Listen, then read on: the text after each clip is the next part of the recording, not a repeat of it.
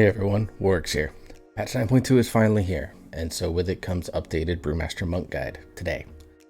We're going to start with Brewmaster because B is the first letter of the alphabet that comes of the 3 monk specs, and Brewmaster is still my main spec for patch 9.2. To kind of review so far in Shadowlands, Brewmaster has been a good, possibly great tank with strong damage through Legendaries and Covenants that has a good, albeit limited defensive toolkit. Remember, it's basically just your brews.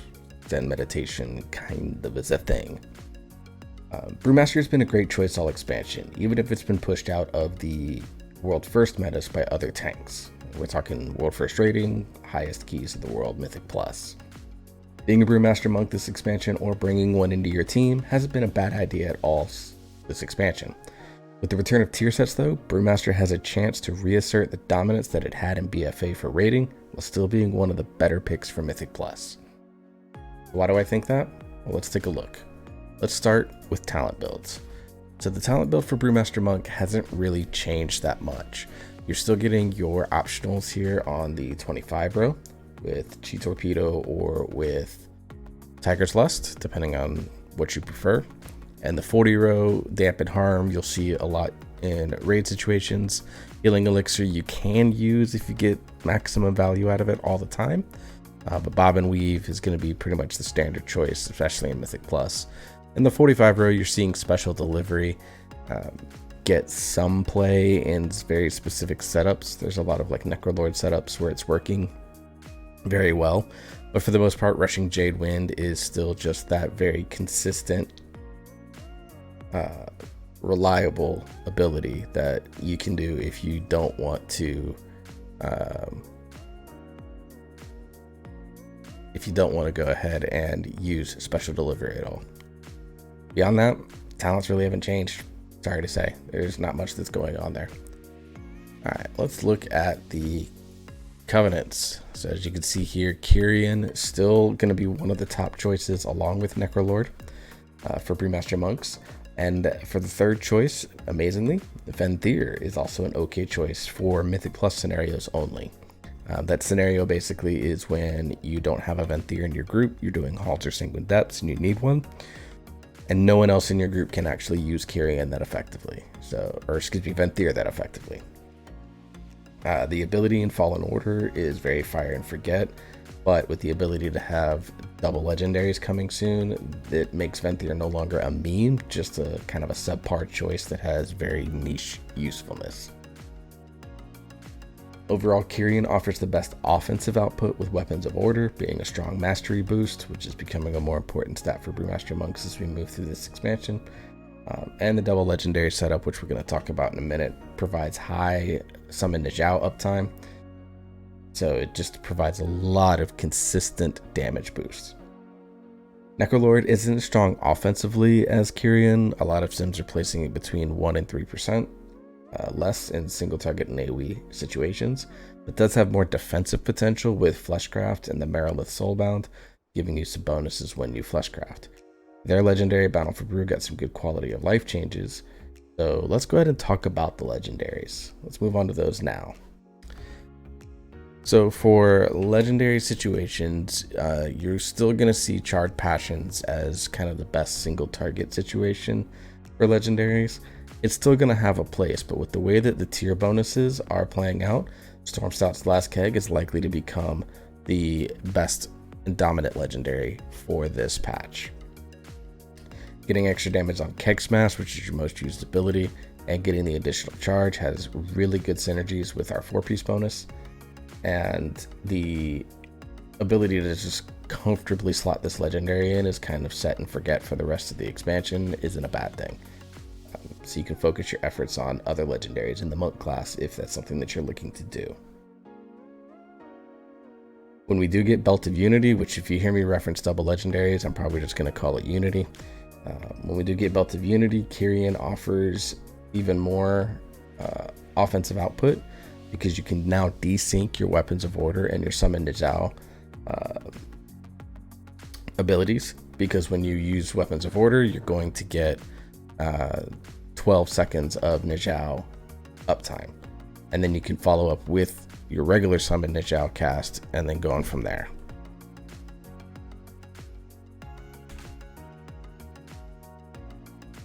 Sorry about that.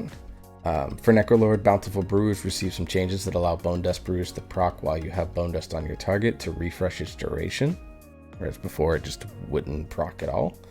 And if you manually cast Bone Dust Brew again, it refreshes whatever Bone Dust Brew that you have on your target. It refreshes it to the normal 10-second duration.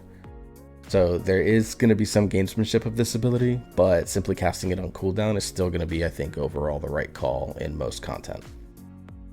While the Bone Dust Brew ability itself did get nerfed to no longer crit, and the 5% buff that it got doesn't really offset that overall. So Bone Dust did get a net nerf going into this patch. Thanks, Windwalkers. Alright, let's talk tier set. Do I have it up here? No, I don't. Tier set bonus 9.2.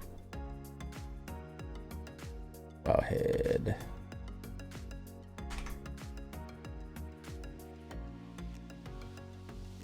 Let's come on down. Here we go.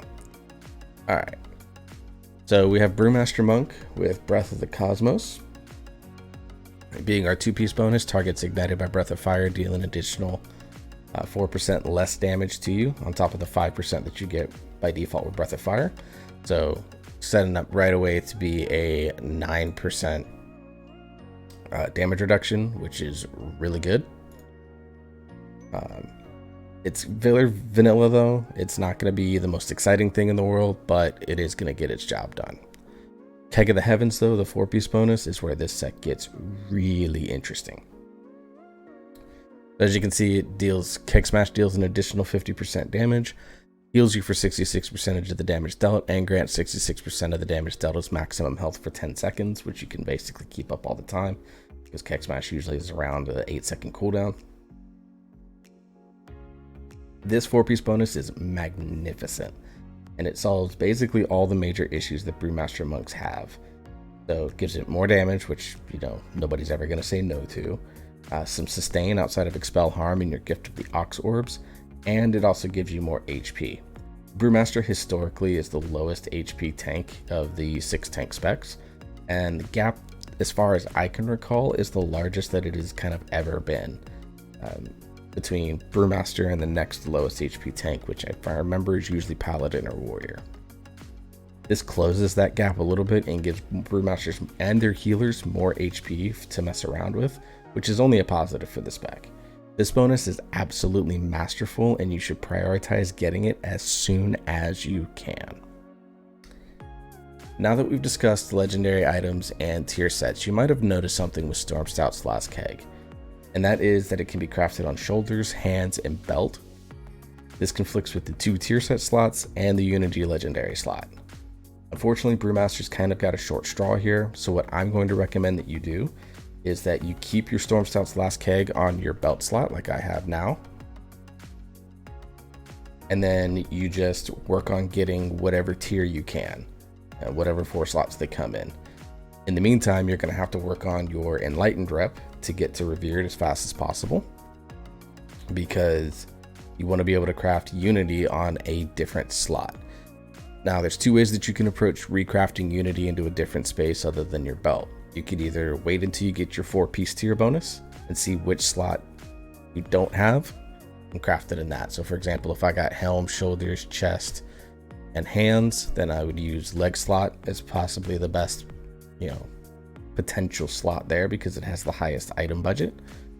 If you're looking to be safe about crafting in whatever slot you want, the boots, the rings, and the neck piece are not being used by any monk spec right now, so you can safely put into those slots as well if you're kind of a multi-specker or anything like that.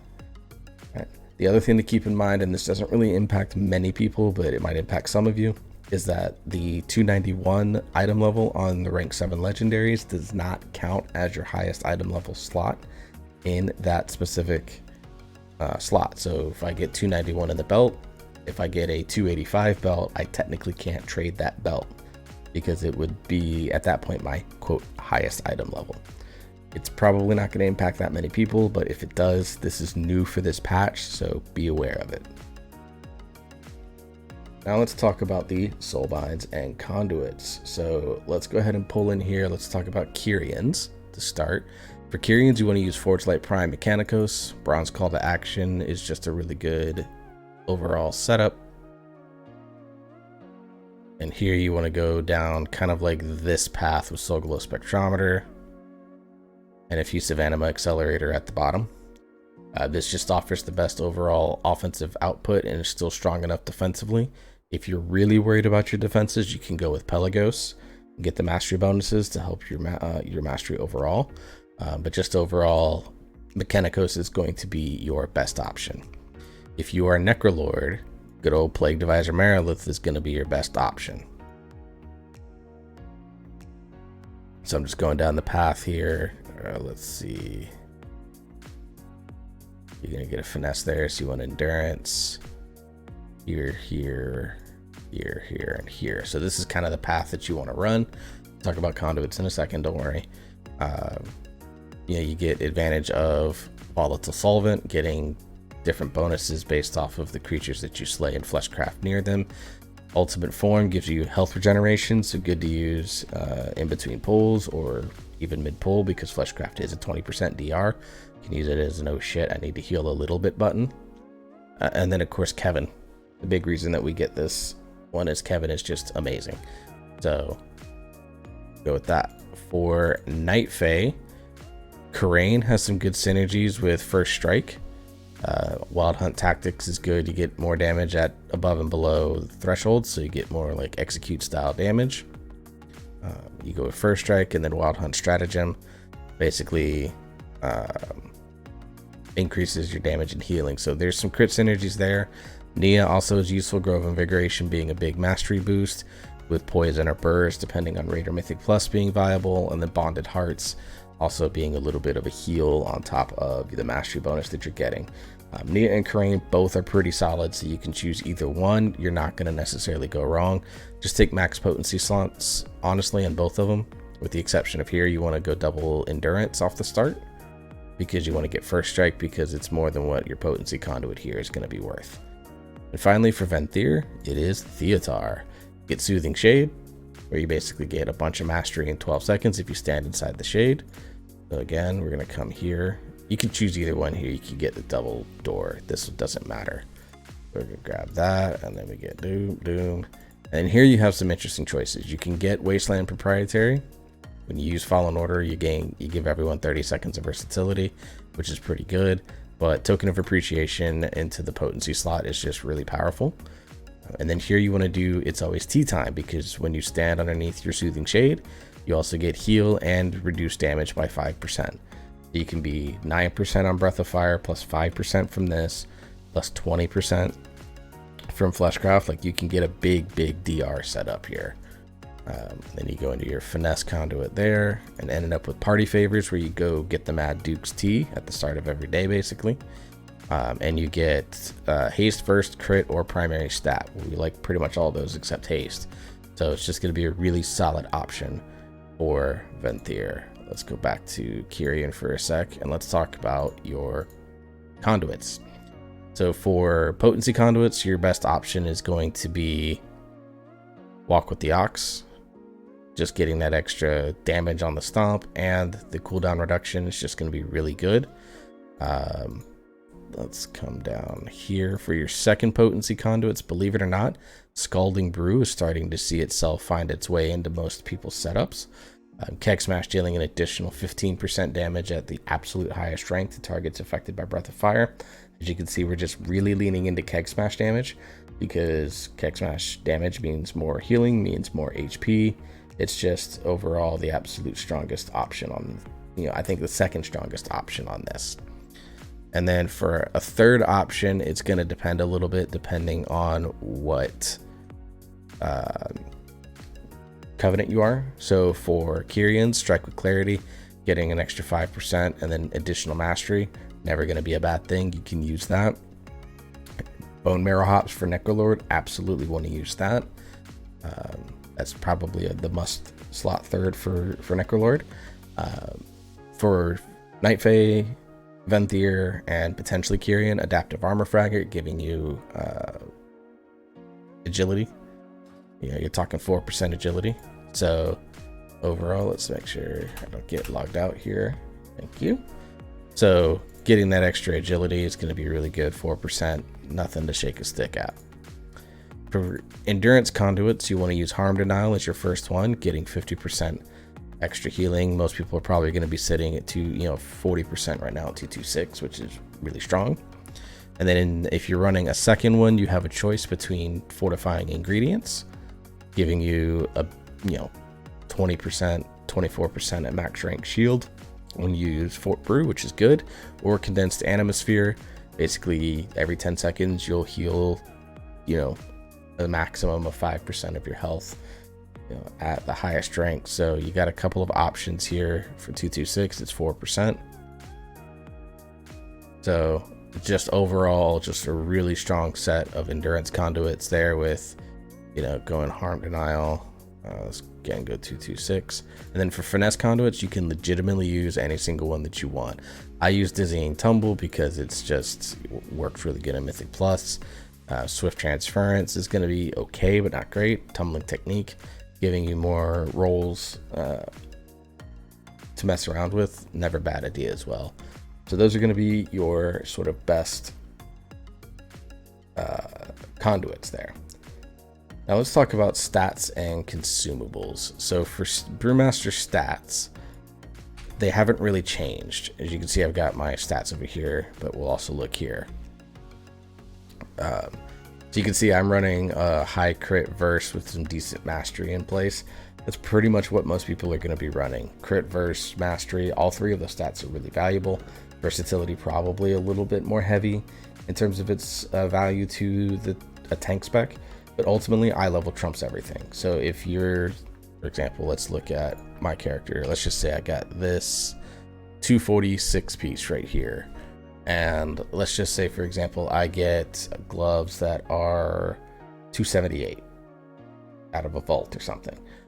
It doesn't matter what stats are on that piece of equipment because the eye level is such a big jump. So, we're talking 32 levels in that example. It's going to be worth me putting on from both an offensive and defensive perspective. So eye level does, usually the magic number is anywhere between 10 and 15.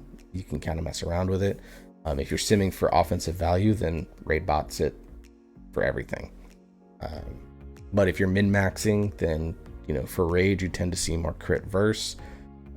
For Mythic Plus, you tend to see more verse mastery. But like I said, all three of those stats are pretty good. Haste just doesn't do a ton for us because outside of Keg Smash, we don't really have many, if any, hasted cooldowns. So there's just not a lot of benefit to haste to the Brewmaster Monk overall. It's not terrible. If you, like I said, I've got a few pieces that have it, like these gloves, for example, have 46 haste on them. You're not avoiding haste like survival hunters want to avoid mastery, but if you get the choice between a haste verse and a mastery verse piece, then you're going to be able to take advantage of the mastery versatility piece, and it'll probably be better for you overall. All right, consumables, and start with enchant. So for the cloak enchant, really pick any of them. They're all good. Whether it's the straight stamina, leech, avoidance, speed, it doesn't matter. Pick one. I use leech, but avoidance is good. Speed is okay. 30 stamina is okay. Pick whichever one you want. On the chest slot, like we have here, 30 primary stats. You want agility on your boots. And then for your rings and gems, you want versatility, enchants, and gems. Just because versatility is generally always a safe pick. So you can always be comfortable slotting versatility, enchanting versatility, and being in a good place. Again, if you're min-maxing, trying to min-max your damage output, you can raid bots it and see if Mastery or Crit happens to be simming better for you. If that's the case, swap over to those. And then for weapon setups, it depends on if you're dual wielding or two-handed staff. For dual wield, you want Lightless Force or Sinful Revelation, depending on AoE or single target situations. Lightless Force better for AoE.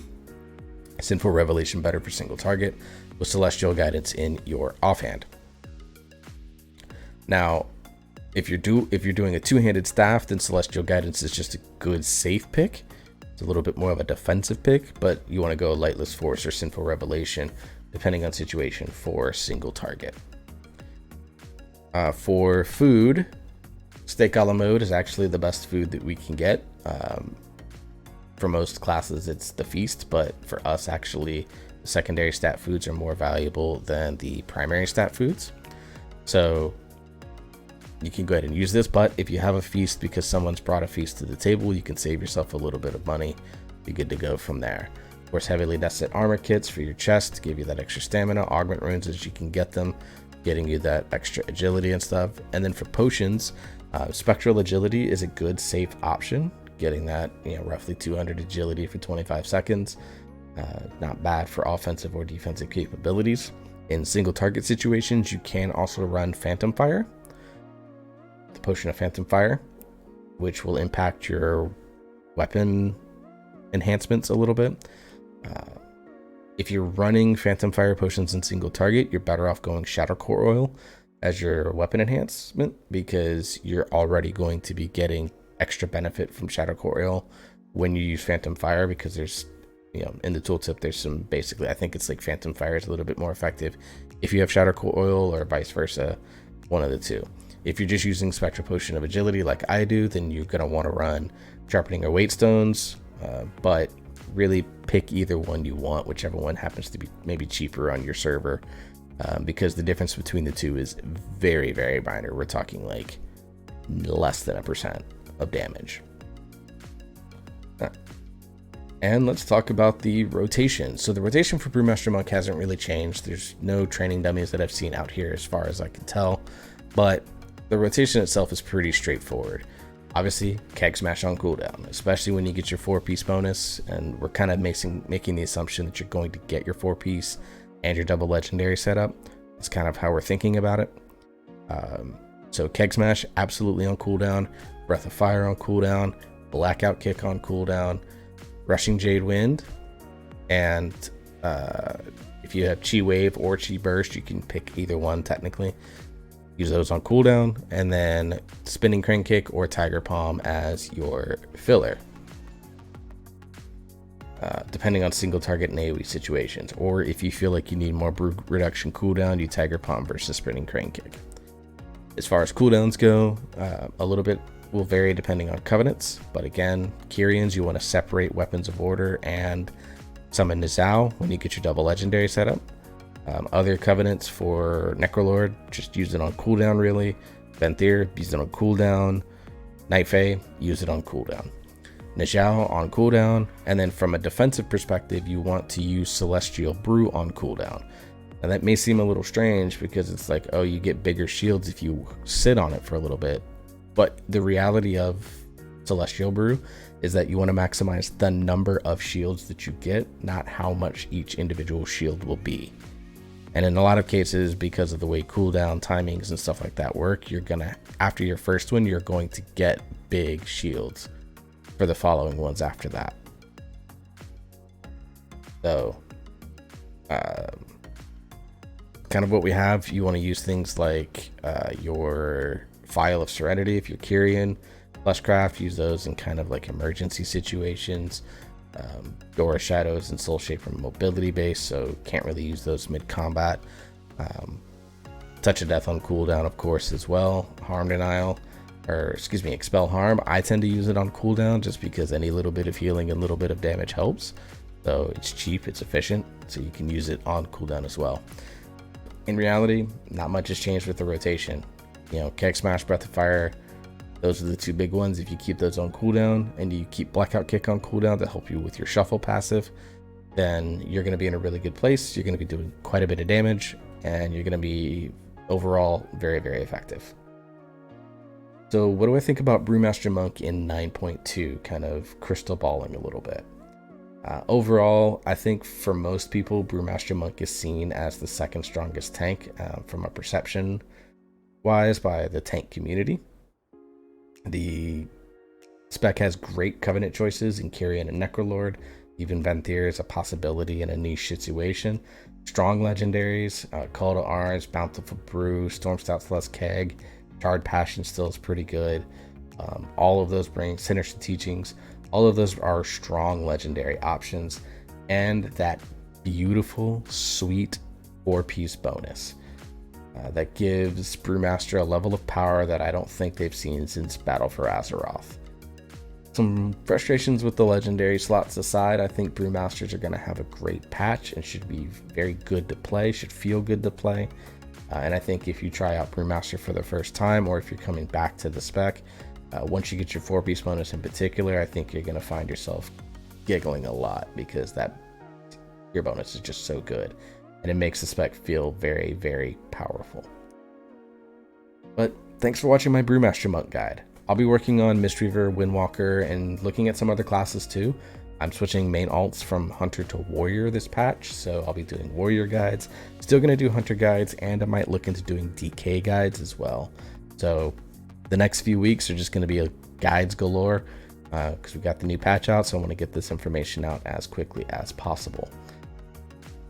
So if you want to be notified of when I get those new videos, make sure you subscribe to the channel, like this video because it just helps it be seen, and also click the notification bell because it'll always tell you when I throw out new videos, as well as when I'm streaming, which happens here on YouTube and on Twitch at the same time, Tuesday, Wednesday, and Friday from 9:30 p.m.